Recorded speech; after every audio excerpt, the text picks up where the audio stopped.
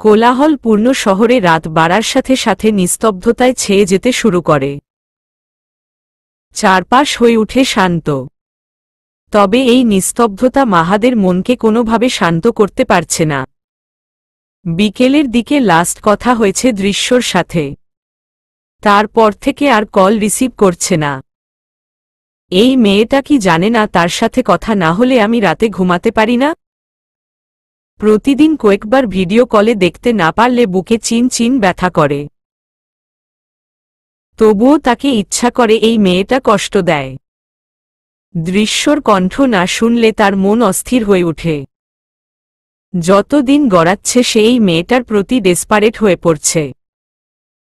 কি মায়া আছে তার মাঝে যা আমাকে এইভাবে ঘায়েল করে? আরিফ রহমান বেশ কিছুক্ষণ ধরে মাহাদকে লক্ষ্য করছেন। ভীষণ অস্থির দেখাচ্ছে মাহাদকে। সে মাহাদের মাঝে নিজের প্রতিচ্ছবি দেখতে পারছে। সেও ঠিক এইভাবে অস্থির হয়ে পড়ত দিশার জন্য। মাহাদকে নিয়ে তার ভীষণ চিন্তা হচ্ছে। মাহাদের আর দৃশ্যর ভবিষ্যৎ কি হবে তা নিয়ে তিনি সংকীর্ণ। তিনি যেন কোনো ঝড়ের আভাস পাচ্ছেন। সে সব মুখবুজে সহ্য করলেও মাহাদ যে করবে না তা তিনি নিশ্চিত। মাহাদ যা পাগলাটে স্বভাবের, সে সব কিছু ধ্বংস করে দিবে তবুও নিজের ভালোবাসার হাত সহজে ছাড়বে না। এটা সত্যি সে তার বাবার প্রতি ভীষণ দুর্বল। বাবার জন্য সে সব করতে পারে।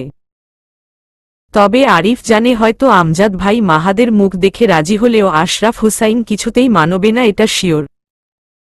আরিফ রহমান বারান্দায় এসে মাহাদের পাশে দাঁড়ালেন। মাহাদ চাচুকে দেখে জোরপূর্বক হাসল। আরিফ রহমান মাহাদের মাথায় হাত বুলিয়ে বললেন,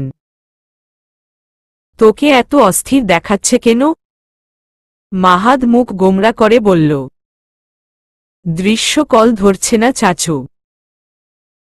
মাহাদের কথা বলার ধরন দেখে আরিফের মনে হল কোনো ছোট বাচ্চা তার প্রিয় কোনো খেলনা হারিয়ে ফেলেছে। এই ছেলেটার ধূসর চোখে এত মায়া কেন? এই মায়াবী ছেলেটির পৃথিবীর সব সুখ পাওয়া উচিত। আচ্ছা, দিশা তার জীবনে থাকলে তারও কি মাহাদের মতো এত সুদর্শন একটা ছেলে হতো? হতো নাইবা কেন? দিশা ছিল আগুন সুন্দরী আর সবাই তাকে সুপুরুষ বলে। তাহলে নিশ্চয়ই তাদের কম্বিনেশনে মাহাদের মতো কেউ আসত। আরিফ ভাবনা থেকে বেরিয়ে বলল, হয়তো ঘুমিয়ে গেছে। মাহাদ অশান্ত হয়ে বলল, দৃশ্য আমার সাথে কথা না বলে ঘুমাতে পারে না। তার কিছুতেই ঘুম হয় না। আমার মনটা ভীষণ অস্থির হয়ে আছে চাচু। দৃশ্য ঠিক আছে তো?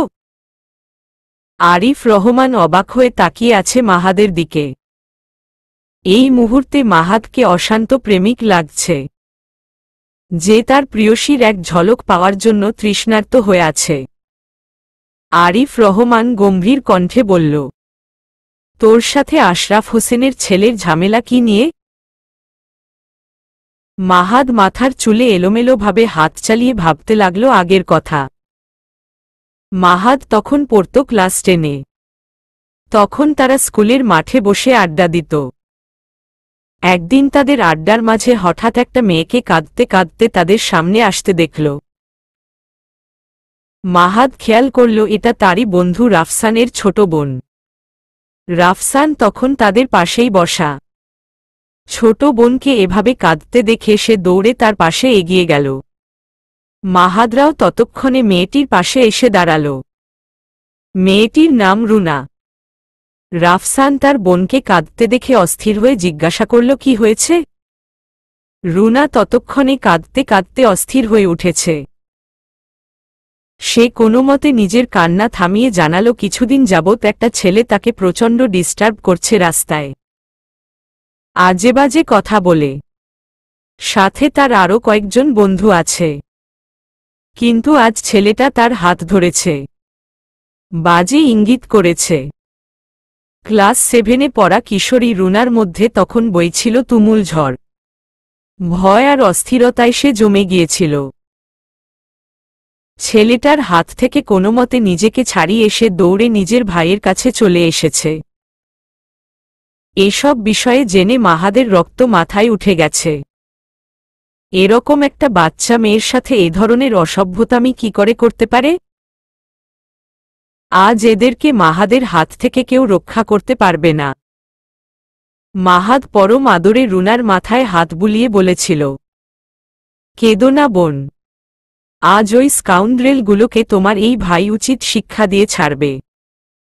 জীবনে আর দ্বিতীয়বার কখনো কোনো মেয়ের সাথে অসভ্যতামি করার সাহস পাবে না। রাফসান কৃতজ্ঞতার চোখে তাকায়। রুনাকে বাড়িতে যেতে বলে মাহাদ আর এক মুহূর্ত দেরি না করে তার বন্ধুদের নিয়ে বেরিয়ে পড়ে। সকলের হাতেই একটা করে হকি স্টিক। রুনা তাদের বলেছিল সেখানের ব্লু টি শার্ট পরা ছেলেটাই তার হাত ধরেছে। মাহাদ কাছে যেতেই তার মেজাজ যেন আরো গরম হয়ে গেল, কারণ সেখানে একমাত্র ব্লু টি শার্ট পরা যে ছেলেটা আছে সে আর কেউ না, ফাহিম ছিল। তার সাথে আরও 3টা ছেলে বসে আছে। ফাহিমদের পরিবারকে মাহাদ পছন্দ না করলেও সে ভাবত ফাহিম অন্তত ইফতিজার না, মেয়েদের সম্মান করতে জানে। কিন্তু আজ তার ধারণা ভুল প্রমাণিত হল। রাগে মাহাদের শরীর কাঁপতে লাগল। ফাহিম মাহাদকে দেখে মনে হয় কিছুটা চমকে গেছিল। ফাহিম কপট রাগ দেখিয়ে বলেছিল, তোরা আমাদের আড্ডা খানায় কেন এসেছিস? তানিম রেগে বলল, তোরা আজকাল যেই লেভেলের সুন্নতি কাজ করছিস তাতে তোদের আড্ডাখানা না এসে পারলাম না। রাহুল রাগী কণ্ঠে বলে উঠল, ফাইজলামি করছিস? বেশি বাড়লে এখান থেকে হেঁটে বাসায় ফিরতে পারবি না। রাফসান চিৎকার দিয়ে বলল, সেটা পরে দেখা যাবে কারা বাসায় ফিরতে পারে আর কারা না পারে। ফাহিম এবার মাহাদের সামনে দাঁড়িয়ে নিজের টি শার্টের কলার টেনে উঁচু করে বলল, তোরা এখানে কোনো মতলবে এসেছিস সেটা সাফ করে বল। মাহাদ নিজের চুলে এলোমেলো হাত বুলিয়ে বলল, তোর দিন দিন এত অধঃপতন হচ্ছে সেটা তো জানতাম না। আজকাল মেয়ে দেখলে বুঝি গায়ের চুলকানি বেড়ে যায়? মাহাদির কথায় ফাহিম ভীষণ রেগে মাহাদের শার্টের কলার টেনে বলল, একদম ফালতু কথা বলবি না শালা। তোর 14 গোষ্ঠীকে আমার ভালোই জানা আছে। মেয়ে দেখলে চুলকানি তোদের বাপ চাচাদের হয়। মাহাদ বাঁকা হেসে ফাহিমের হাত থেকে কলার ছাড়িয়ে বলল, আমার কোনো বোন নাই, তাই তোর শালা হওয়ার কোনো চান্স নাই। তবে শুনেছি তোর নাকি বোন আছে, তাহলে শালা হয়তোবা তুই হবি আমার। ফাহিম রেগে মাহাদের নাক বরাবর একটা ঘুষি মেরে বসল। মুহূর্তেই মাহাদের নাক ফেটে রক্ত বেরুতে লাগল। এবার মাহাদের রাগ দেখে কে? প্রচণ্ড রেগে হাতের হকি স্টিক দিয়ে ইচ্ছামতো ফাহিমকে পেটাতে লাগল। আর বলতে লাগল, শালা মেয়েদের দেখলেই গায়ে হাত দিতে মন চায় তাই না? আজ তোর সব চুলকানি শেষ করব। তারপর শুরু হয় ধাওয়া পাল্টা ধাওয়া। কোথা থেকে ফাহিমের আরও 2-3 জন বন্ধু যুক্ত হয়। তবে মাহাদদের সাথে ওরা ঠিক পেরে উঠতে পারেনি। সেদিন ফাহিম ভীষণভাবে আহত হয়। মাহাদও অনেক জায়গায় আঘাত পায়। মোট কথা 2 পক্ষই অনেক আহত হয়। মাহাদকে টানা একদিন হসপিটালে ভর্তি থাকতে হয়েছিল, আর রাফসানকে থাকতে হয়েছিল 2 দিন। তানিম কিছুটা কম আঘাত পেয়েছিল, তাই শুধু ড্রেসিং করা হয়েছিল। আরিফ রহমান দীর্ঘশ্বাস ফেললেন। আশরাফ হোসাইন তার ছেলের আঘাতের কথা কখনোই ভুলবে না। যে মানুষ নিজের বোনের মৃত্যুর পরও শুধরাওনি সে কখনো শোধরাবে না। মাহাদের জন্য যে সবকিছু অনেক বেশি জটিল হয়ে উঠেছে সেটা আরিফ খুব ভালোই বুঝতে পারছে। মাহাদ কি করে সব সামাল দিবে? ফাহিম গলির মোড়ের দোকানে বসে নিকোটিনের ধোঁয়া ছাড়ছে। তার পাশে বসে রিজভি ফাহিমের হাতে ব্যান্ডেজ করে দিচ্ছে। রিজভি দেখল ফাহিমের চোখ দুটি লাল হয়ে আছে। রিজভী দীর্ঘশ্বাস ফেলল। কিছুক্ষণ আগে ফাহিম এখানে এসেই পাশের দেয়ালে অনবরত ঘুষি দিতে লাগল। রিজভী দেখেই তাকে জলদি আটকাল। কিন্তু ফাহিম তবুও নিজেকে ছাড়ানোর চেষ্টা করতে লাগল। কিছুক্ষণ পর হু হু করে কেঁদে উঠল আর চিৎকার করে বলতে লাগল, আমাকে ছাড় রিজভী, এই হাত আমি শেষ করে ফেলব। আমার কলিজাটাকে আজ আমি কি করে মারতে পারলাম? ছোট থেকে ওকে আমি পুতুলের মতো আগলে রেখেছি, আর আজ জানিস ও জন্মের পর প্রথম আমি কোলে নিয়েছিলাম। নরম তুলতুলে দৃশ্যকে নিয়ে কতবার চুমু খেয়েছি তার হিসাব নেই। 4 বছরের হয়েও সেদিন নিজেকে অনেক বড় মনে হচ্ছিল। কেউ আমাকে ভাইয়া বলে ডাকবে এটা ভেবেই আমার কি আনন্দ হয়েছিল তোকে বলে বুঝাতে পারবো না। দৃশ্য সব আবদার শুধু আমার কাছে ছিল। আমি দেখেছি বাবা দৃশ্যর প্রতি কিছুটা অবহেলা করত। তার কারণটা তখন না বুঝলেও একটু বড় হওয়ার পর বুঝতে পেরেছি। দৃশ্য দেখতে ফুপির মতো, আর বাবার ফুপির উপর অনেক রাগ জমে আছে। কারণ ফুপির সুইসাইডের পর বাবা আর জেঠুকে অনেকের কটু কথা শুনতে হয়েছে। সমাজে তারা ছোট হয়েছে, তাই বাবা দৃশ্যর প্রতি অনেকটা অবহেলা করে। ঠিক এই কারণেই আমি দৃশ্যকে বেশি ভালোবাসা দিয়েছি। আমার বোনটাকে বাবার আদর দিয়েছি, যাতে তার কষ্ট না হয়। জানিস আমার কলিজাটা পুড়ে যাচ্ছে। জীবনের প্রথম আমি বোনটাকে এইভাবে মারলাম। কি করে পারলাম আমি? রিজভী ফাহিমকে শান্ত হতে বলে। ফাহিমকে এই প্রথম সে কাঁদতে দেখছে। ভীষণ কঠিন প্রকৃতির ছেলে ফাহিম, আর তার মেজাজও বেশ চওড়া। ভীষণ কঠিন ছেলেটাকে এইভাবে ভেঙে পড়তে দেখে তার খারাপ লাগছে। এই ছেলেটা আসলেই নিজের বোনটাকে খুব ভালোবাসে। তবে রিজভী জানে ফাহিম তার ইগোকে কখনো ছাড়তে পারবে না। সিগারেট মাটিতে ফেলে পা দিয়ে পিষে ফেলছে ফাহিম। এই মুহূর্তে রাগে তার শরীর শিরশির করছে। প্রচণ্ড রেগে বলল, ওই মাহাতকে আমি ছাড়ব না। ও আমার বোনকে টার্গেট করে নিজের চাচার প্রতিশোধ নিচ্ছে। আমার বোনকে বলির পাঠা কিছুতেই হতে দিব না।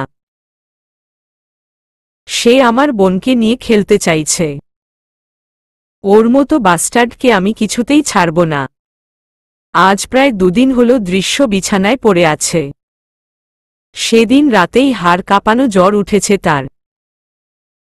কিছুতেই মাথা তুলতে পারছে না। সারা রাত নাবিলা আর আনিকা কবির মিলে দৃশ্য মাথায় পানি ঢেলেছে। একটু পর পর জল পট্টি দিয়েছে।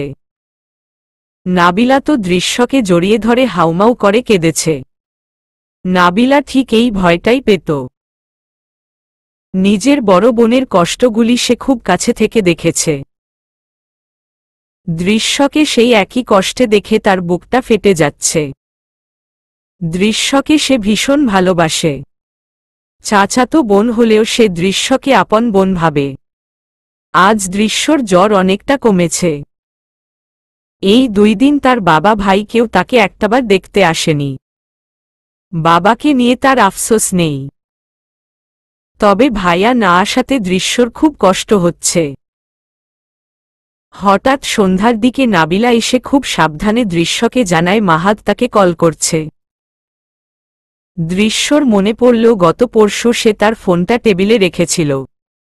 তারপর ওই ঘটনা। নিশ্চয়ই মাহাত তাকে পাগলের মতো কল করে যাচ্ছে। এই 2 দিন বিছানা ছেড়ে টেবিল অবধি যাওয়ার শক্তিটুকু তার শরীরে ছিল না। নাবিলাকে বলে ফোন এনে দেখতে পেল ফোনটা বন্ধ। দৃশ্য ফোন চার্জ দিয়ে ওপেন করতেই মেসেজের বর্ষণ হতে শুরু করল।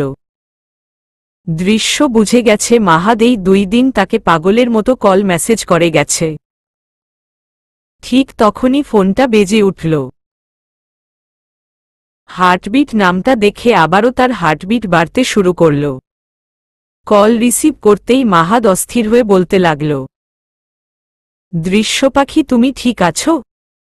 তোমার কিছু হয়নি তো? 2 দিন কোথায় ছিলে?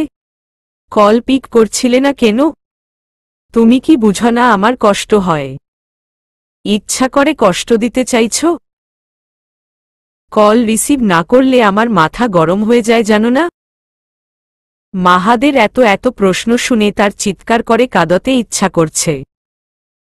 মুখে হাত দিয়ে কান্না থামানোর চেষ্টা করছে।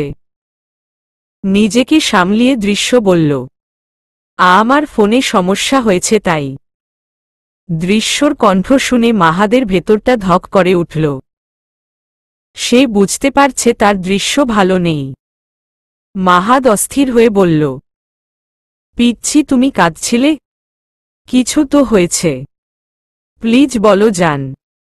কিছু হয়নি, এমনি ঠান্ডা লেগেছে। ভিডিও কলে আসো। দৃশ্য কিছুটা ঘাবড়ে গেল, কারণ তার গালে এখনো আঙ্গুলের ছাপ পড়ে আছে। মাহাদ দেখলে কি তুলকালাম বাঁধবে আল্লাহ জানে। দৃশ্য তুতলিয়ে বলল, এখন না প্লিজ, পড়ে দেই। মাহাদ রাগী কণ্ঠে বলল, এখনই আসবে, রাইট নাও। দৃশ্যর ভেতরটা কেঁপে উঠল। সে অনেক কষ্টে উঠে বসল। মাথায় ঘোমটা দিয়ে গাল ঢাকার চেষ্টা করল। কল রিসিভ হতেই মাহাদের কপাল কুঁচকে গেল। দৃশ্য মুখে ঘোমটা দিয়ে মুখ ঢেকে রেখেছে। মুখটা ভীষণ মলিন দেখাচ্ছে। মাহাদ বলল, ঘোমটা সরাও। দৃশ্য মাথা নেড়ে না জানাল। মাহাদ কপট রাগ দেখিয়ে বলল, আমি কি বলেছি? দৃশ্য ভয় ভয় ওড়না সরিয়ে চোখ খিচে বন্ধ করে রাখল। মাহাদের চোয়াল মুহূর্তেই শক্ত হয়ে গেল। 2 চোখে ভিড় করেছে অশ্রু। তার প্রিয়সীর অবস্থা দেখে তার বুকের বা পাশে ব্যথা হচ্ছে। দৃশ্যর 2 গালে অসংখ্য আঙ্গুলের ছাপ। পুরো মুখ লাল হয়ে আছে। যেই মেয়েটাকে সে ছোট বাচ্চার মতো আগলে রাখে, সহজে উঁচু গলায় কথা বলে না। অতি আদরে গলায় কথা বলে সেই মেয়ের কিনা এই অবস্থা। মাহাদ গম্ভীর স্বরে বলল, কে তোমার গায়ে হাত তুলেছে? দৃশ্য হু হু করে কেঁদে উঠল। বুকের জমানো কষ্টগুলি মাহাদের সামনে অশ্রু হয়ে বিসর্জন হচ্ছে। মাহাদ অনেকবার জিজ্ঞাসা করার পরও দৃশ্য কিছুই বলল না, শুধু কেঁদেই যাচ্ছে। মাহাদ নাবিলাকে ফোন দিতে বলে। নাবিলা মাহাদকে সব বলতেই মাহাদ প্রচণ্ড রেগে যায়। রাগে চিৎকার দিয়ে বলে, ফাহিমের এত বড় সাহস আমার কলিজার গায়ে হাত তুলে। ওর ওই হাত যদি না ভাঙছি তো আমি মাহাদ না। দৃশ্য ভয় পেয়ে গেল। দৃশ্য এই 2 জনের রাগ সম্পর্কে ভালো করে জানে। একজন সিডর হলে অন্যজন সুনামি। দৃশ্য কাপা কাপা গলায় বলল, প্লিজ মাহাদ, তুমি ভাইয়ার সাথে কিছু করবে না। ওই ফাহিমকে আমি টুকরা টুকরা করব। তোমার গায়ে হাত দেওয়ার সাহস পায় কথায়? মাহাদ, সে আমার ভাই হয়। তার কোনো ক্ষতি আমি কিছুতেই মানব না। প্লিজ, আমার কসম লাগে। কান্না বন্ধ করো। জ্বর কমেছে? হুমম। দৃশ্য পাখি, তোমার অনেক কষ্ট হচ্ছে? না, আমি ঠিক আছি। ভালোবাসি। মাহাদের ভালোবাসি শুনে দৃশ্যর মনে শিহরণ বয়ে গেল। এই 2 দিনের কষ্ট যেন মুহূর্তেই গায়েব হয়ে গেছে। এই কথাটি কি অ্যান্টিবায়োটিকের মতো কাজ করে? না হলে নিমিষেই তার শরীর থেকে জ্বর ছেড়ে গেল কি করে? আরিফ রহমান রাতের ডিনারের জন্য ডাকতে এসেছে। এই 2 দিন মাহাদের অস্থিরতা দেখেছে তিনি। মেয়েটা যে তার প্রাণভোমরা হয়ে উঠেছে তাতে কোনো সন্দেহ নেই। মাহাদ বিছানার এক কোণে মাথা নিচু করে বসে আছে। আরিফ ডাক দিতেই মাহাদ মাথা তুলে তাকাল। তার চোখ লাল হয়ে আছে। আরিফ রহমান অস্থির হয়ে বলল, কিরে, কি হয়েছে? দৃশ্যর সাথে কথা হয়নি? মাহাদ আরিফকে আচমকা জড়িয়ে ধরে। নীরবে কাঁদছে সে। আরিফ মাহাদের মাথায় হাত বুলিয়ে দিল। মাহাদ বলতে লাগল, চাচু, ওরা আমার দৃশ্যকে আঘাত করেছে। ওই বাচ্চা মেয়েকে কি করে মারতে পারল? আমি কিছু করতেও পারছি না, কারণ ফাহিমকে কিছু করলে আমার পিচ্ছিটা অনেক কষ্ট পাবে। আরিফের দুই চোখ ভিজে উঠল। পূর্বের ঘটনার পুনরাবৃত্তি ঘটতে চলছে তা বুঝতে পারছে। তার দিশা কেউ তো তারা এভাবে আঘাত করেছে। মেয়েটা মুখ বুজে সব আঘাত সহ্য করত, তবে এবার সে মাহাদের সাথে এমন কিছু ঘটছে দিবে না। তাই সে চিন্তা করেছে আজই বড় ভাইয়ের সাথে এ বিষয়ে কথা বলবে। আর যাই হোক, এই ছেলে মেয়ে দুটোকে সে কিছুতেই তার মতো কষ্ট থাকতে দেবে না। ফাহিম মাত্রই গোসল সেরে বের হল। 2 দিন ধরে সে বাসায় তেমন একটা থাকে না। এই 2 দিনে সে দৃশ্যর জন্য নিয়ম করে আইসক্রিম এনে ফ্রিজ ভর্তি করে রেখেছে, কিন্তু সেগুলো দৃশ্য ধরেও দেখেনি। ধরবে কি করে? সে তো জ্বরের কারণে বিছানা ছেড়ে উঠতেই পারেনি, আর ফাহিমও যায়নি। দৃশ্যর সামনে যাওয়ার শক্তি খুঁজে পাচ্ছে না। নিজের আদরের বোনকে আঘাত করে সে নিজেও এই 2 দিন ঘুমাতে পারেনি। অসহ্য যন্ত্রণা হচ্ছে বুকের মাঝে। গোসল সেরে ফ্রেশ হয়ে বের হয়ে দেখল তমা তার বিছানায় বসে আছে। ফাহিম বিরক্ত হল। এই মেয়েটা তাকে বিরক্ত করে কি মজা পায়? অথচ এলাকার সব মেয়ে তাকে দূর থেকে দেখলেও কেউ তার কাছে ভয় ভিড়তে পারে না। পারবে কি করে? যা বদমেজাজ তার। ফাহিম কপাল কুঁচকে বলল, তুই আবার এসেছিস? দেখ, তোর সাথে কেচাল করার মুডে নাই।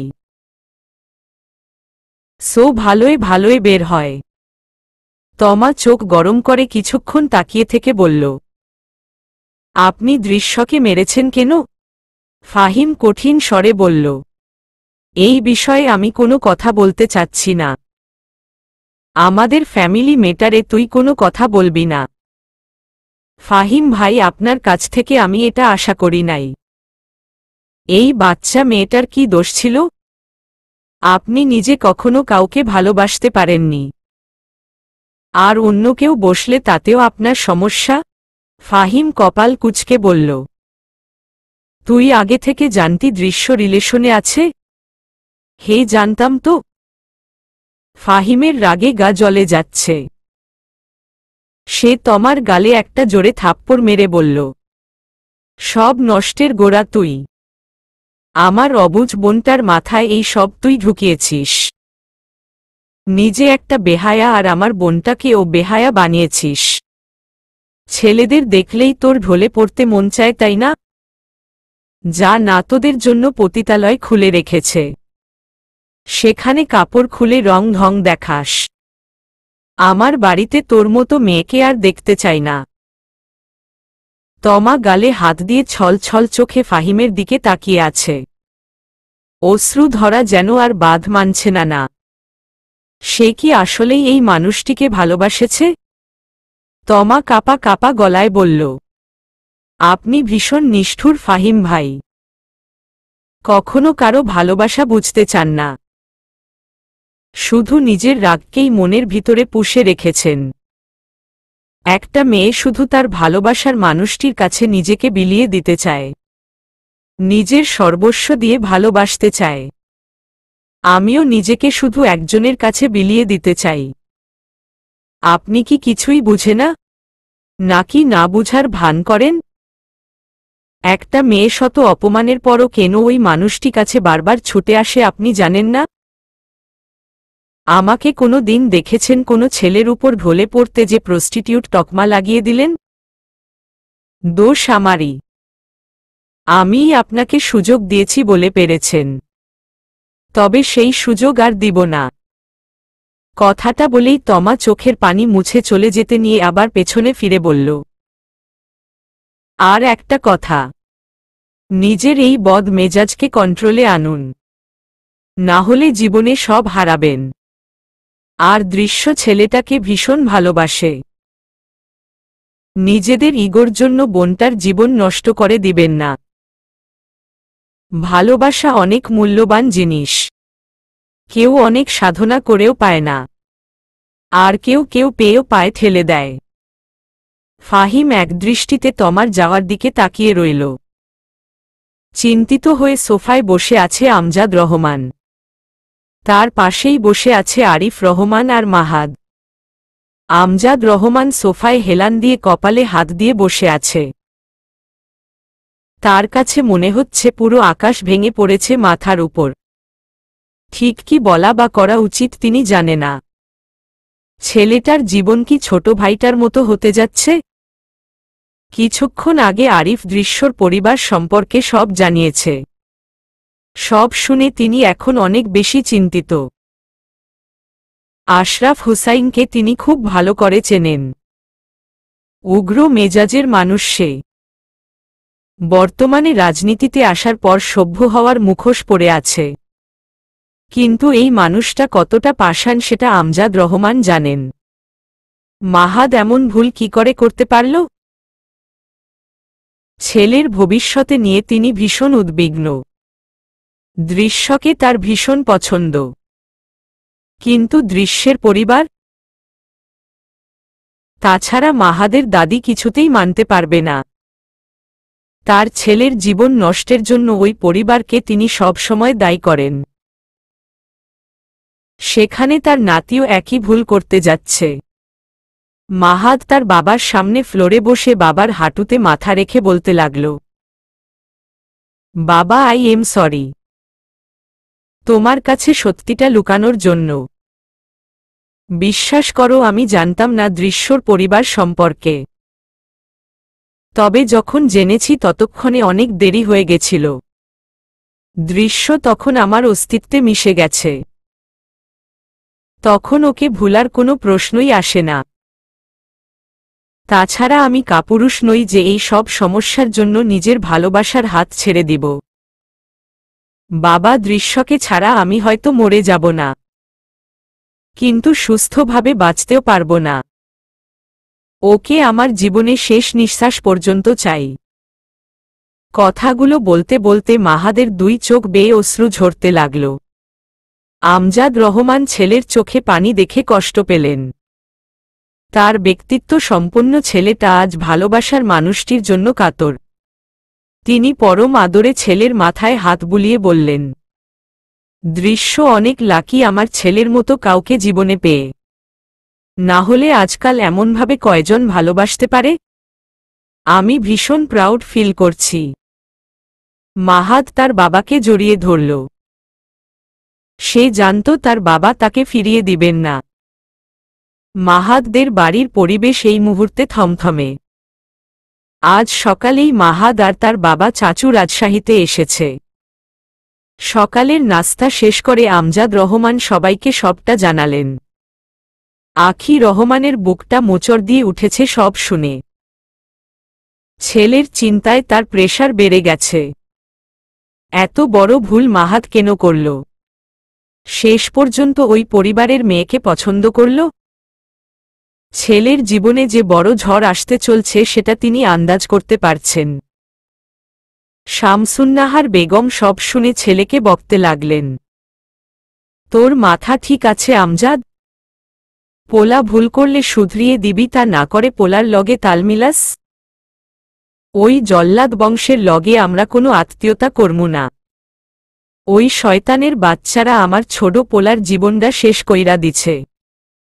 অহন আমার নাতির পিছে পড়ছে। আর আমার জাত খারাপ। সব মরা ওইহানেই মরতে যাস। দুনিয়ায় আর কোনো মাইয়া আছিল না। ওই আশরাফ শুয়োরের মাইয়াই পাইলি? ওই মায়ার রূপ দেখাইয়া তোর পোলারে পাগল বানাইছে। শয়তানের মায়া শয়তানি হইব। ওই মাইয়া আমি ঘরে আনুম না। আমার বালা ফিরায় দিতে কও। মাহাদ এতক্ষণ সব সহ্য করলেও আর পারল না। সে রেগে বলল, দাদি, দৃশ্যকে নিয়ে আর একটাও বাজে কথা বলবে না। ওকে দেখে তো নিজেই খুশি হয়ে বালা পরিয়ে দিলে, আর এখন ওর পরিবার সম্পর্কে জানার পর ও খারাপ হয়ে গেল? ওই শয়তান, চুপ থাক। ওই মায়ার লাইগা আমার মুখে মুখে তর্ক করিস? ওই মাইয়া নিশ্চয়ই তোরে জাদু করছে, কালা জাদু। পুরা বংশই খারাপ। হের দাদা আছিল এক জল্লাদ, পোলা দুই দায় হইছে আরো বড় জল্লাদ, আর হেতের পোলা মাইয়া হইল শয়তানের বাচ্চা। আমজাদ রহমান তার মাকে থামিয়ে দিলেন। মাহাদ রাগে ফোঁস ফোঁস করছে, বাকি সবাইকে যাই বলুক, কিন্তু দৃশ্যকে নিয়ে সে কোনো বাজে মন্তব্য শুনতে রাজি না। আমজাদ রহমান মাকে নানাভাবে বুঝলেন, কিন্তু তিনি কোনোভাবে রাজি না। শেষে আরিফ তার মাকে বুঝাতে বসল, দেখো মা, ভালোবাসা চিন্তা ভাবনা করে হয় না। মাহাদ সত্যিই মেয়েটাকে ভীষণ ভালোবাসে। তুমি কি চাও মাহাদ আমার মতো জীবনে কষ্ট পাক?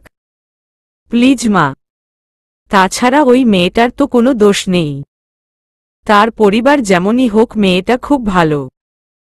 তুমি তো নিজ চোখে মেয়েটাকে দেখেছ, তাই না? শামসুন্নাহার বেগম এবার কিছু বলতে পারলেন না। আসলেই তিনি মেয়েটাকে ভীষণ পছন্দ করেছেন। বাচ্চা বাচ্চা চেহারার মধ্যে কি যে মায়া লুকানো ছিল মেয়েটার। এত মায়াবী মেয়েটা ওই শয়তান আশরাফের ঘরে কেমনে হইল? আরিফ আবার বলতে শুরু করল, ওই মেয়েটাকে ছাড়া তোমার নাতি মোটেও সুখে থাকবে না। আর আমি চাই না মাহাদ আমার মতো একাকী জীবন যাপন করুক। মাহাদ আমার ছেলের মতো, ওর জীবনে কোনো দুঃখের ছায়া আসুক সেটা আমি চাই না। তাই মা, প্লিজ তুমি আর রাগ করে থেকো না। শামসুন্নাহার বেগম বললেন, আমার কথা বাদ দে। ওই ইবলিশ শয়তান আশরাফ মানব বইলা তো মনে হয় না। যেখানে হেও বোন দেয় নাই সেখানে মেয়ে দিব বলিয়া মনে হয় না। আমার পোলারে আবার অপমান করলে আমি সহ্য করমু না।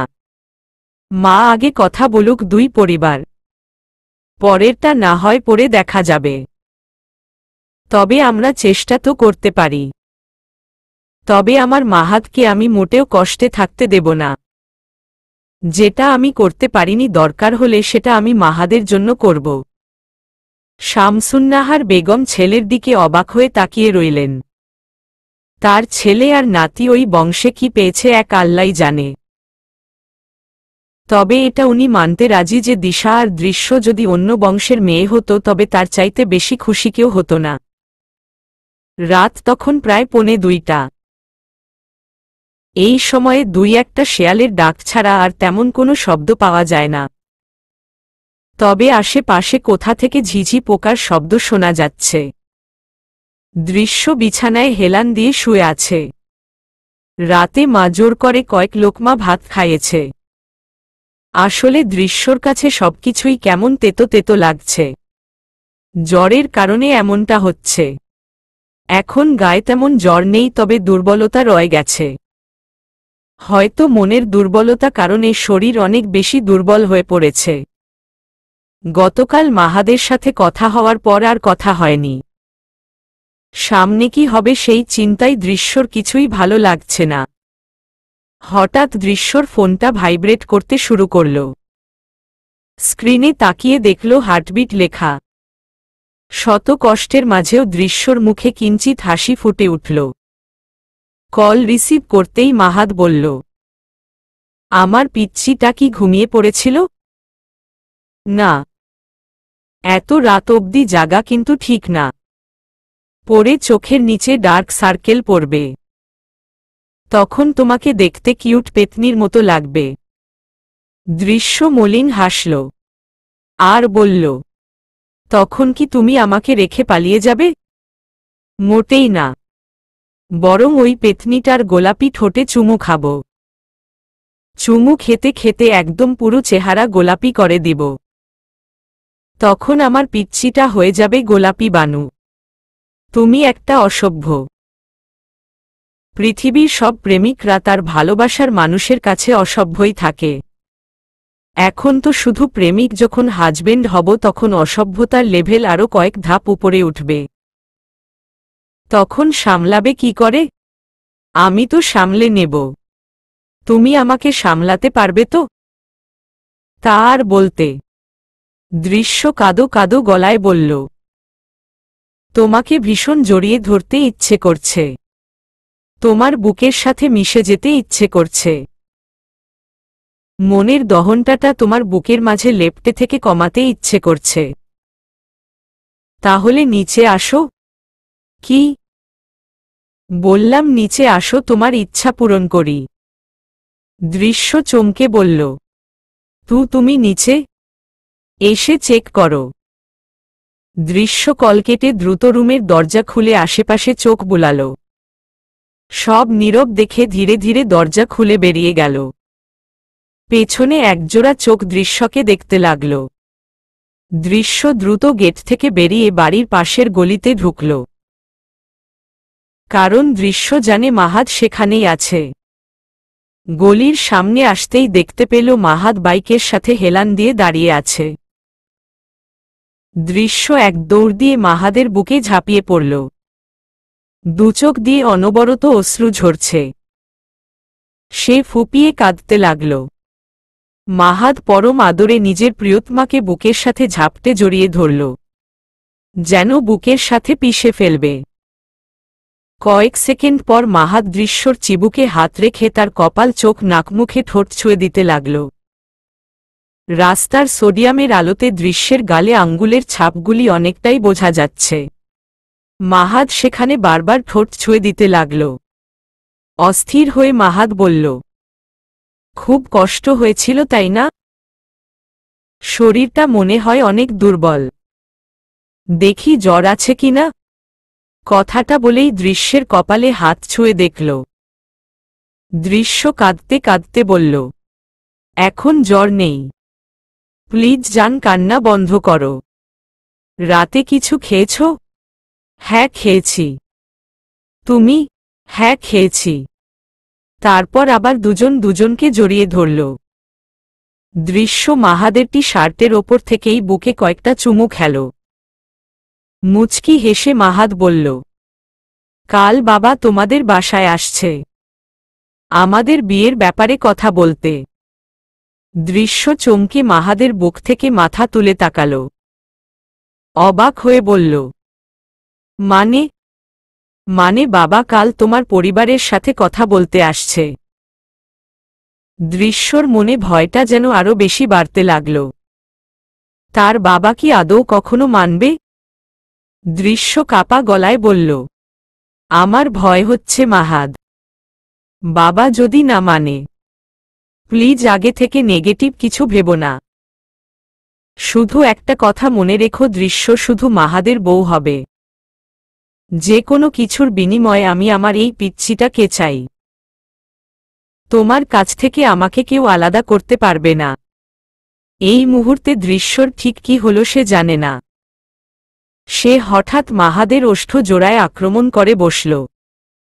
শুষে নিতে থাকল অমৃত। প্রথমে মাহাদ কিছুটা অবাক হলেও কয়েক সেকেন্ড পর সে ও তার প্রিয়তমার ডাকে সাড়া দিতে লাগল। একসময় দৃশ্য ছাড়তে চাইলে মাহাদ তার কোমর জড়িয়ে আরও কাছে টেনে নিল। দৃশ্য বুঝতে পারল সে ক্ষুধার্ত বাঘকে জাগিয়ে তুলেছে। আজ তার সর্বনাশ নিশ্চিত। কিছু সময় পর দৃশ্যের মনে হল সে দম আটকে মারা যাবে। সে মাহাদের বুকে ধাক্কাতে শুরু করল। মাহাদ দৃশ্যকে ছেড়ে দিয়ে হাঁপাতে লাগল। আর বলল, তুমি সবসময় আমাকে এভাবে দুর্বল করে ফেলো। এটা একদম ঠিক না। দৃশ্য এখন লজ্জায় মুখ দেখাতে পারছে না। সে সবসময় কেন এমন উদ্ভট কাজ করে ফেলে? দৃশ্য বুঝতে পারল দিন দিন সে নির্লজ্জ হয়ে উঠছে। মাহাদ মুচকি হেসে ওর কপালে চুমু খেয়ে বলল, আগে থেকে বাসায় কিছু জানানোর দরকার নেই। তুমি নর্মাল ভাবেই থাকো, ঠিক আছে? দৃশ্য মাথা নেড়ে সায় দিল। মাহাদ তাকে বাসায় চলে যেতে বলল। দৃশ্য মনটা খুশিতে ভরে উঠল। এই মানুষটার উপস্থিতি তার মনের সকল বেদনাকে মুহূর্তেই সারিয়ে তুলতে পারে। দৃশ্য ধীরে ধীরে বাসার দরজাটা খুলে ভেতরে ঢুকে নিজের রুমে চলে আসল। তবে নিজের রুমে এসে কিছুটা চমকাল। মুহূর্তেই তার মনের ভয়টা বাড়তে শুরু করল। তার মা বিছানায় বসে আছে। দৃশ্য ভয় ভয় মায়ের সামনে যেয়ে দাঁড়াল। আনিকা কবির গম্ভীর স্বরে বললেন, ছেলেটাকে বলে দিবি এত রাতে যেন দেখা করতে না আসে। দৃশ্য ভয় ভয় মাথা নেড়ে হে জানাল। আনিকা কবির রুম থেকে চলে যেতে নিয়ে আবার পেছনে ফিরে বললেন, তোরা ভুল পথে হাঁটছিস দৃশ্য। তোর বাবা কোনোদিন এই সম্পর্ক মেনে নেবে না। কথাটা বলেই তিনি চলে গেলেন। দৃশ্য ধপ করে বিছানায় বসে পড়ল। ভয়ে তার বুক কাঁপছে। আসলেই কি বাবা কোনোদিন মানবে না? আমজাদ রহমান, আরিফ রহমান আর মাহাদের বড় মামা বসে আছে দৃশ্যদের সোফায়। তাদের সামনে বসে আছে আশরাফ হোসাইন ও তার বড় ভাই। রাগের আশরাফ হোসেনের গা জ্বলে যাচ্ছে। তাদের ঠিক পাশেই দাঁড়িয়ে আছে ফাহিম। সে এই মুহূর্তে চরম বিরক্ত। মাহাদকে সামনে পেলে হয়তোবা 2-4 ঘা বসিয়ে দিত। সাহস হয় কি করে তার বোনের জন্য বাবাকে পাঠায়। দরজার আড়ালে অশ্রুসিক্ত নয়নে দাঁড়িয়ে আছে দৃশ্য। ভয়ে সে ঠিকমতো দাঁড়িয়ে থাকতে পারছে না। পুরো শরীর কেমন অসাড় লাগছে। তার বাবা ঠিক কি বলবে সেটা নিয়ে সে ভীষণ চিন্তিত। আর অন্যদিকে আনিকা কবির ও তার বড় জামিলে রান্নাঘরে টুকটাক নাস্তার ব্যবস্থা করছে। যাই হোক, তারা তো এই মুহূর্তে অতিথি হয়ে এসেছে। সামান্যতম ব্যবস্থা তো করাই উচিত। কিন্তু আনিকা কবিরের এর হাত চলছে না। তিনি খুব ভালো করেই চেনেন তার স্বামীকে।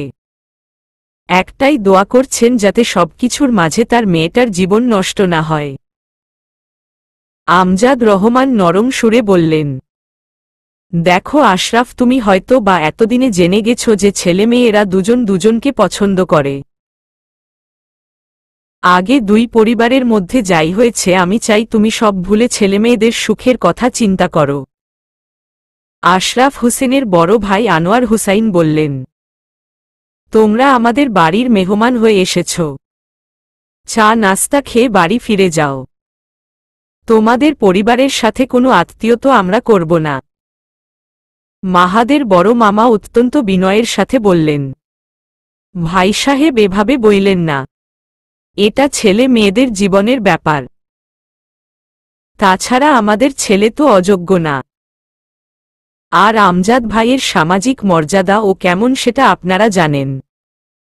অর্থ সম্পদের কোনো অভাব নেই। দয়া করে একবার ভেবে দেখুন। এবার আশরাফ হোসেন কিছুটা গম্ভীর স্বরে বললেন, অর্থসম্পদ যাই থাকুক না কেন, আপনাদের বংশে আমরা মেয়ে দেব না।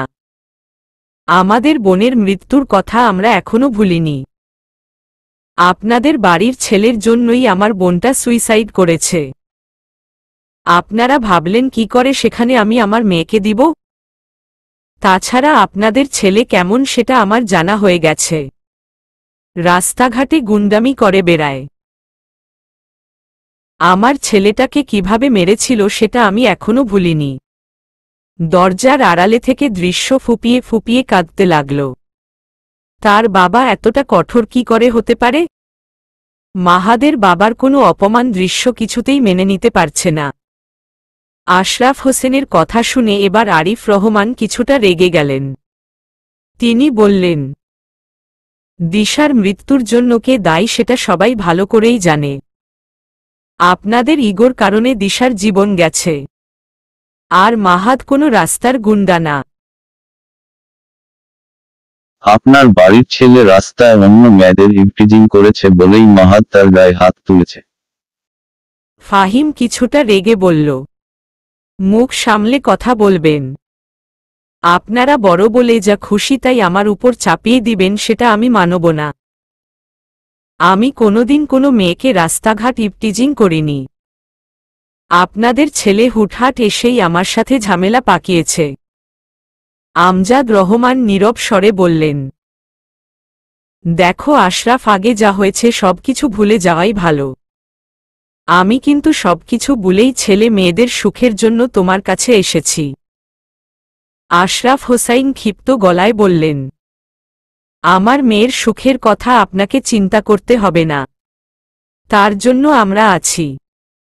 দরকার হলে মেয়েকে কেটে নদীতে ভাসিয়ে দিব, তবুও আপনার পরিবারের মেয়ে দিব না। আপনার ছেলে ফুসলিয়ে আমার মেয়েটার মাথা খারাপ করেছে। আমার মেয়ের কাছ থেকে আপনার ছেলেকে দূরে থাকতে বলবেন।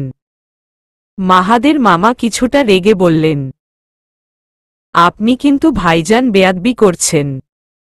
আমজাদ ভাই কিন্তু সবকিছু বলেই আপনাদের কাছে এসেছে, শুধুমাত্র ছেলের কথা চিন্তা করে।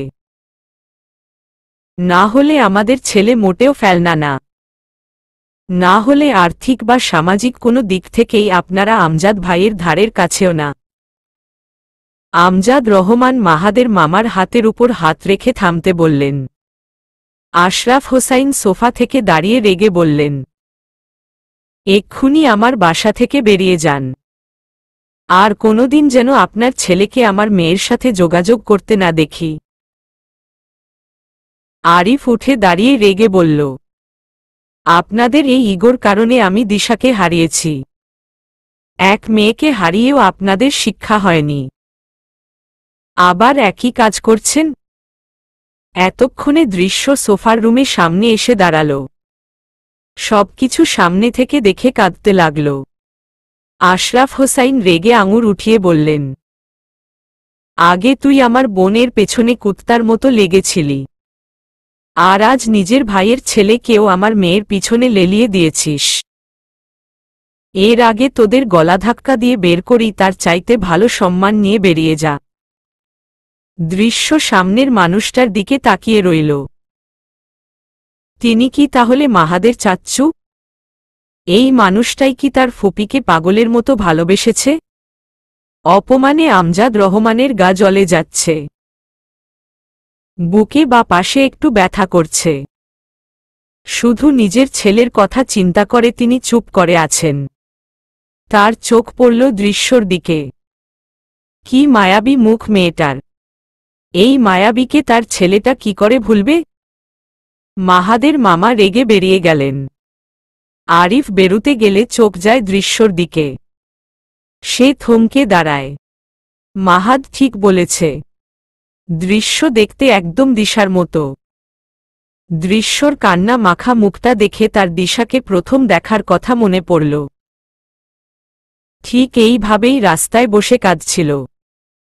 আমজাদ রহমান এগিয়ে আসে দৃশ্যর মাথায় হাত বুলিয়ে দিলেন। দৃশ্য হু হু করে কেঁদে উঠল। তার বুকটা কাঁপছে। এই ভালো মানুষটাকে বাবা কি করে এত অপমান করলেন? সবাই চলে যেতেই দৃশ্য ধপ করে ফ্লোরে বসে পড়ল। জীবনটা এত বিষাদময় কেন লাগছে? সবকিছু শেষ করে দিতে ইচ্ছে করছে। দৃশ্য সন্ধ্যা থেকে বিছানায় মুখ গুজে কাঁদছে। কষ্টে বুকটা ফেটে যাচ্ছে। তার এই ছোট্ট জীবনে দেখা সবচাইতে অমায়িক আর ভালো মানুষ হল আমজাদ রহমান। এই মানুষটিকে দেখলে মন থেকে শ্রদ্ধাবোধ কাজ করে। মানুষটা যখন তাকে ঘরের লক্ষ্মী বলে ডাকে তখন দৃশ্যর বুকে এক শীতল প্রশান্তিতে ভরে যায়। তার বাবা নিজে কোনো দিন তাকে এত আদুরে গলায় ডাকেনি। আর আজ এই মানুষটিকে তার বাড়িতে এসে অপমানিত হতে হল। মাহাদ কি করে সহ্য করবে তার বাবার এই অপমান? দৃশ্যদের বাসা থেকে বের হয়ে আমজাদ রহমান চুপচাপ গাড়িতে বসেন। অন্যদিকে মাহাদের বড় মামা রাগে ফুসফুস করছেন। আরিফ বেশ চিন্তিত হয়ে গাড়িতে বসে আছে। আমজাদ রহমান বুকে কিছুটা ব্যথা অনুভব করছেন। তার পুরো জীবনে দ্বিতীয়বার এতটা অপমানের সম্মুখীন হলেন। প্রথমবার নিজের ভাইয়ের জন্য আর দ্বিতীয়বার নিজের ছেলের জন্য একই মানুষের ধারা তিনি দুইবার অপমানিত হলেন। পুরো রাজশাহী শহরে তিনি বেশ সম্মানিত একজন মানুষ। ঢাকাতেও ব্যবসায়িক কাজে তিনি সকলের কাছেই সম্মান পেয়েছেন। মাহাদের মামা রেগে বললেন, রাগে আমার শরীরটা জ্বলে যাচ্ছে। এই 2 দিনের মেয়রের সাহস কি করে হয় আমজাদ ভাইকে অপমান করার? সে কি জানে না আমজাদ ভাইয়ের ক্ষমতা কতটুকু? ভাইয়ের একটা কল এই বেয়াদবের পুরো রাজনৈতিক ক্যারিয়ার শেষ করে দিতে পারে।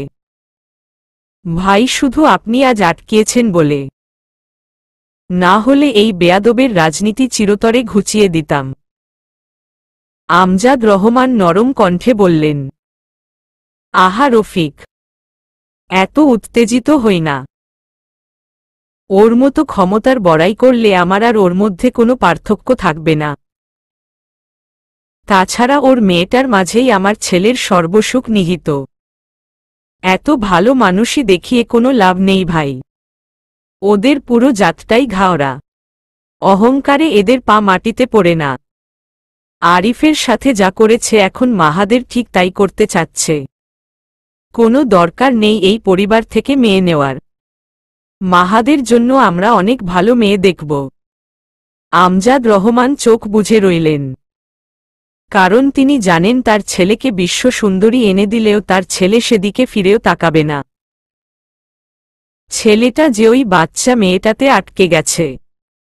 আমজাদ রহমান গম্ভীর স্বরে বললেন, আজকের এই ঘটনা যেন মাহাদ কিছুতেই জানতে না পারে। ওকে শুধু এতটুকুই জানাবো যে তারা রাজি হয়নি। বাকি ডিটেলস কিছু জানানোর প্রয়োজন নেই, কারণ মাহাদ জানলে সবকিছু উল্টপালট করে ফেলবে। আর আমি চাই না আমার ছেলের ধারা কোনো অন্যায় হোক। গাড়ি চলতে শুরু করল। ছেলেকে নিয়ে ভীষণ ভয় আছে আমজাদ রহমান। সবকিছু কিভাবে সামাল দিবে সেটাই ভাবতে পারছেন না। অন্যদিকে আরিফ বাইরের দিকে একদৃষ্টিতে তাকিয়ে আছে। তার মাথায় চলছে হাজারো চিন্তা। আর যাই হোক, মাহাদের জীবনটা সে কিছুতেই নষ্ট হতে দিতে পারে না। পর মুহূর্তেই তার আবার মনে পড়ল দৃশ্য, সেই কান্না মাখা মায়াবী মুখটা। ওই মায়াবী মুখে কান্না একদম মানায় না। মেয়েটার হাসি নিশ্চয়ই দিশার মতোই হবে। বাসায় ফিরতেই শামসুন্নাহার বেগম তাদের জিজ্ঞাসা করলেন সেখানে কি হয়েছে, কারণ তিনি বিশ্বাস করেন আর যাই হোক ওই আশরাফ খুব বেশি ভালো ব্যবহার করেছেন বলে মনে হয় না। মাহাদ বাসায় ছিল না, তাই রফিক সবকিছু খুলে বললেন। আখি রহমানের চোখ ভিজে উঠেছে। তার স্বামীকে এতটা অপমানিত হতে হয়েছে সেখানে ভেবেই কষ্টে বুকটা ফেটে যাচ্ছে। মনের অজান্তেই দৃশ্যের প্রতি চাপা ক্ষোভ তৈরি হল তার। অন্যদিকে শামসুন্নাহার বেগম বিলাপ শুরু করলেন।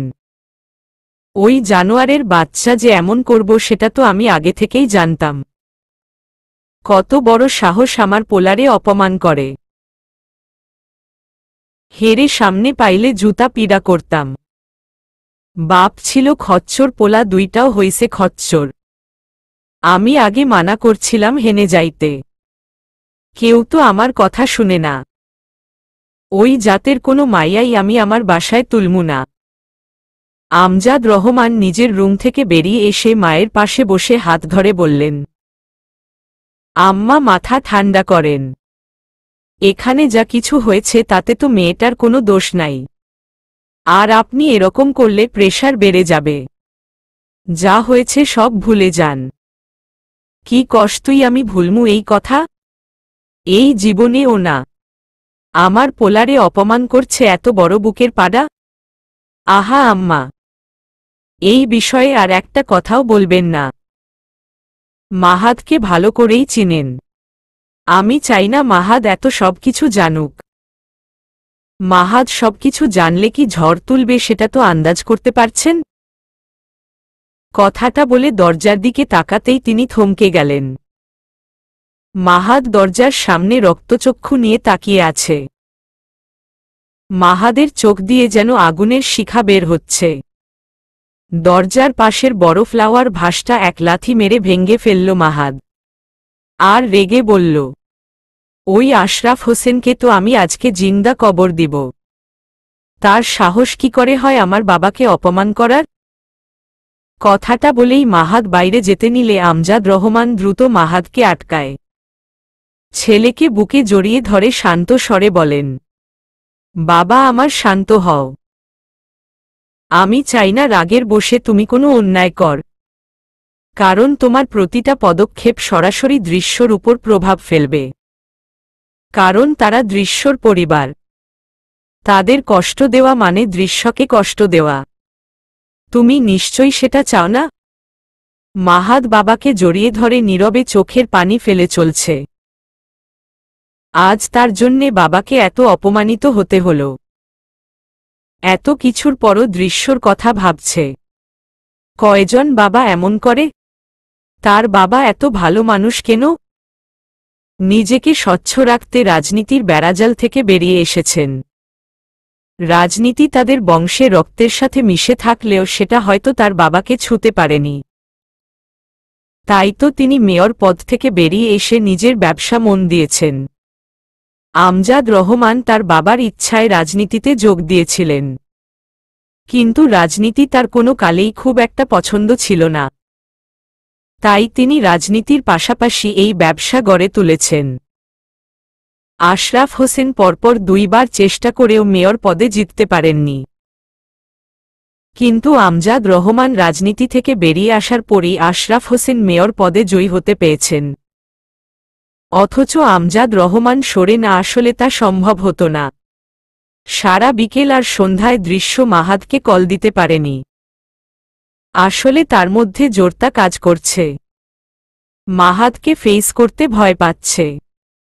কি জবাব দিবে মাহাদকে? তাছাড়া তার বাসার পরিবেশও অনেক থমথমে। বাবা আর জেঠু অনেকক্ষণ বাবার রুমে বসে আলাপ আলোচনা করেছেন। আর ফাহিম বিকেলেই বাসা থেকে বেরিয়ে গেছে।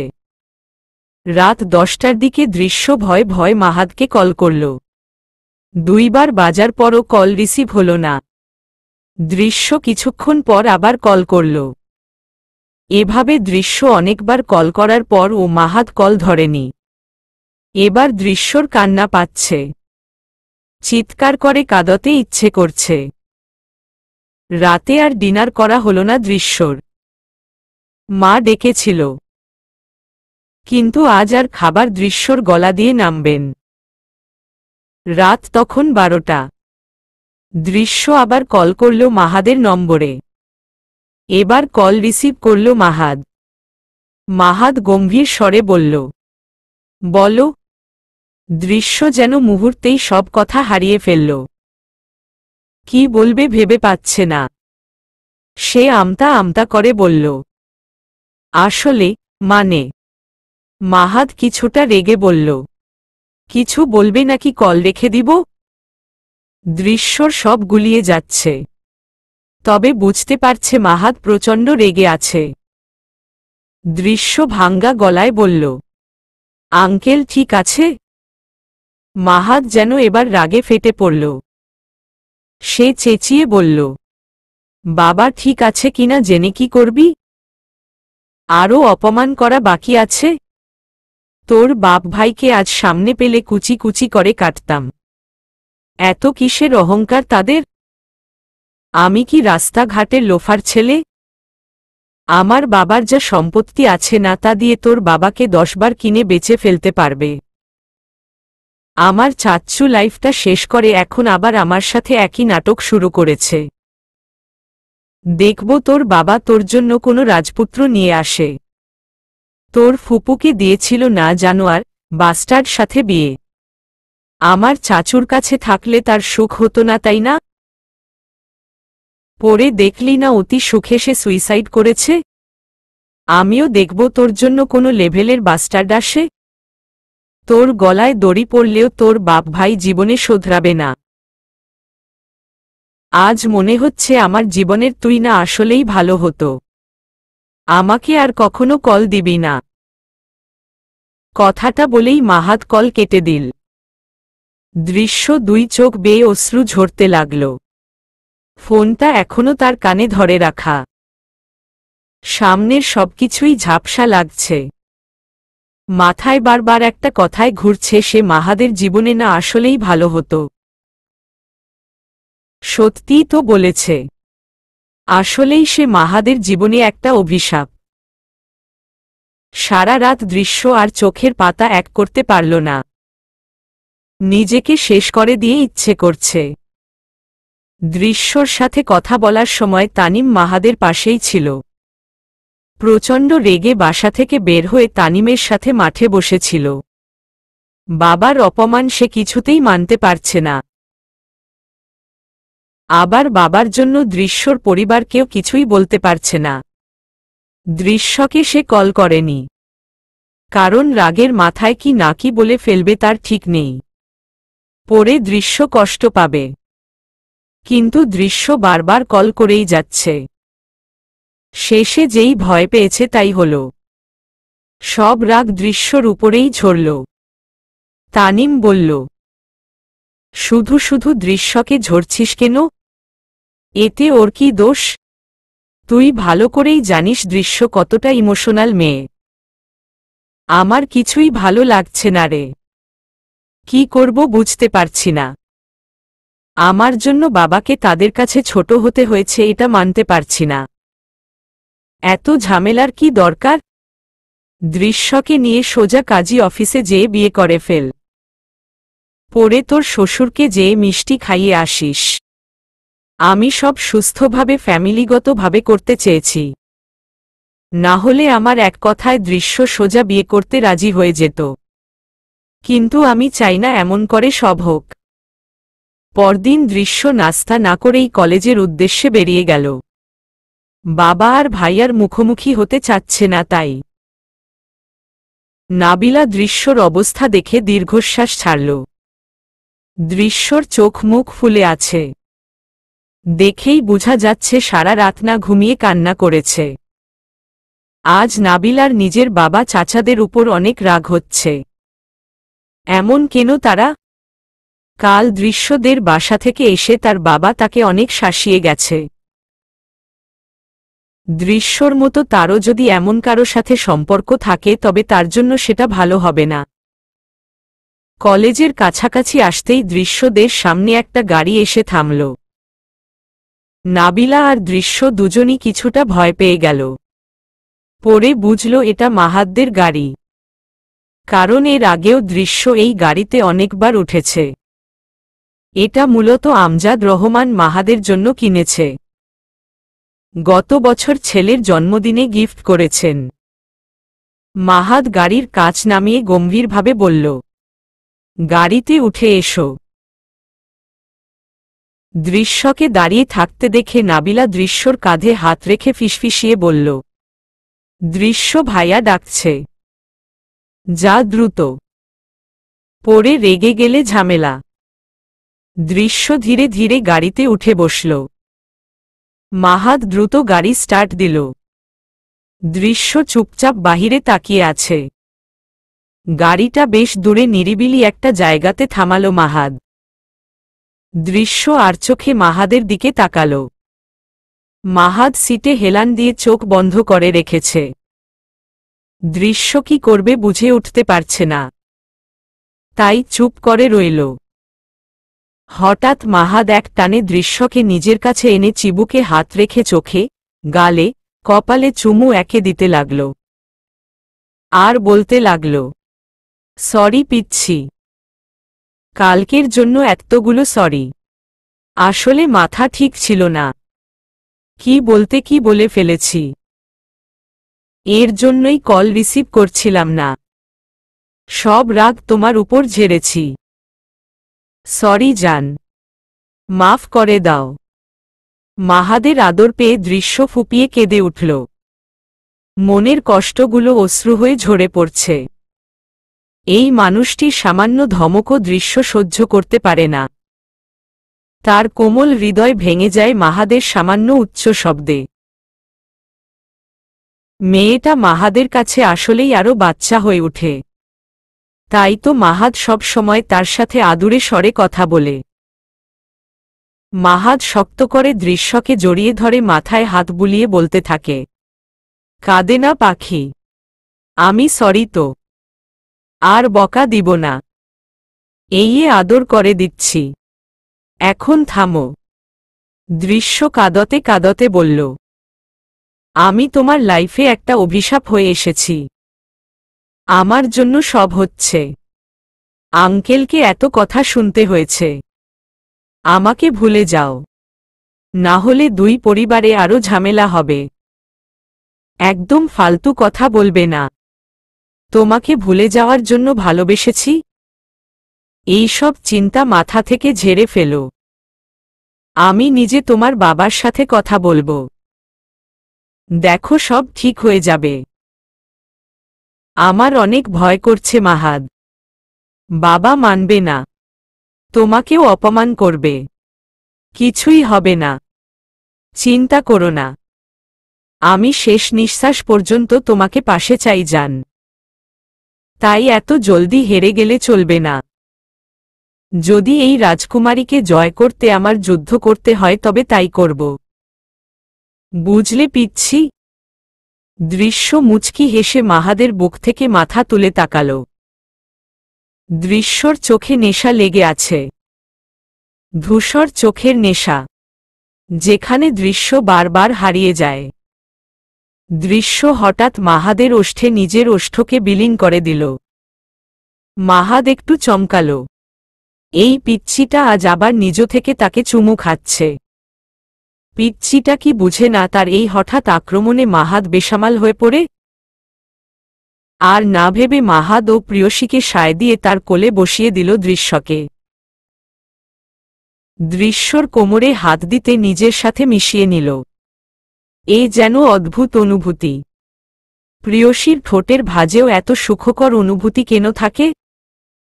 প্রেমিক পুরুষটি নিজেকে এই সুখ থেকে কি করে দূরে রাখবে?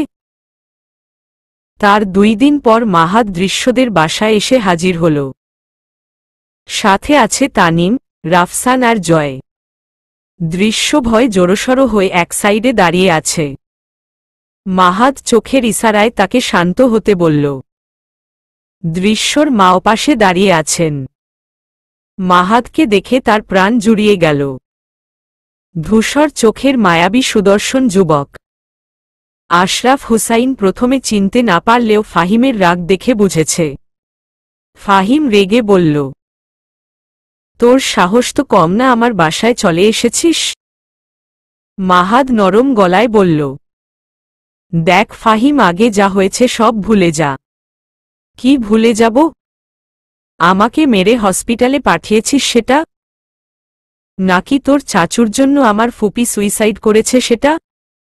রাফসান বলল, দেখ ফাহিম, সেদিন যেটা হয়েছে সেটা একটা মিসআন্ডারস্ট্যান্ডিং। আমার ছোট বোনকে তোদের ফ্রেন্ড গ্রুপের ছেলেরা ইফটিজিং করেছিল, তাই এমনটা হয়েছে।